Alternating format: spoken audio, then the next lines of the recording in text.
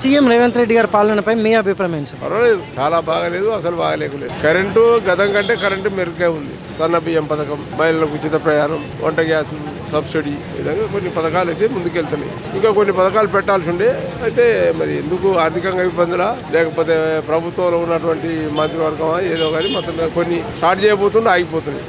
రైతు బంధు కొంతమందికి వేస్తా అన్నాడు, వేయలేకపోయింది. వేయలేనప్పుడు ఎక్కువ చెప్పిండు, ఇంకా వాళ్ళకు ఎకరానికి 5,000 ఇస్తాడు, 6,000 ఇస్తారు, 15,000 ఇస్తాడు. ఇలా చూసుకుంటే మరి గతంలో కేసీఆర్ గారి పాలనపై మీ అభిప్రాయం ఏంటి సార్? కేసీఆర్ పాలన, కేసీఆర్ అనేది ఒక నియంత, ఆయన వ్యక్తిగత పార్టీ, అది సొంత పార్టీ. ఈయనట్ట కాదు, ఒక నేషనల్ పార్టీ ఎట్లా ఉంటుంది అంటే పై నాయకత్వాన్ని వాళ్ళు ఏం చెప్తే అది ఢిల్లీ పరిపాలనకు ఆ సామంతరాజు చేయాల్సిందే. ఆయన ఏంది తన పార్టీ తన ఇష్టం, ఏమైనా చేయగలుగుతాడు. ఇది కొన్ని పథకాలు పెట్టే పథకాలు పక్క పెట్టిండు, కొత్త పథకాలు నడిపించిండు, ఆయన ఇష్టం. అది కాదు, ఈయన చెప్పిన పథకం ఆయన ఢిల్లీలో చెప్పిన వాళ్ళు చేయాల్సి. కాబట్టి కొంచెం ఆయనకి ఈయనకు వ్యక్తిగతం. మన తెలంగాణ ఒకటే ఆయన పరిపాలన. ఈయన భారతదేశంలో ఉన్నటువంటి నేషనల్ పార్టీ ఎక్కడ ఏం చేయాలో ఇక్కడ కూడా అదే చేయాలి. Thank you sir.